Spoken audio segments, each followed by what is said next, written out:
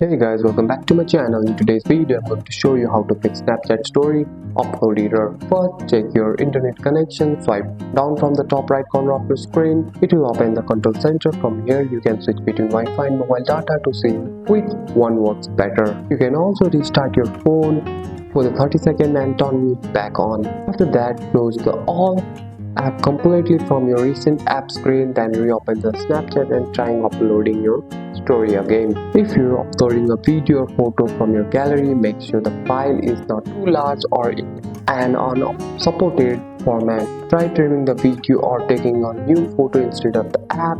You can also go to the App Store. In the search bar, type Snapchat and open the official app and check for the update. If an update is available, tap update. Outdated often cause loading issues problem, and make sure you have enough free space on your device. If storage is almost full, delete unused app, photos or videos. And that's it. That's all for today's video, guys. If you found this video helpful, drop a like and subscribe for more videos. Thanks for watching. See you in the next one.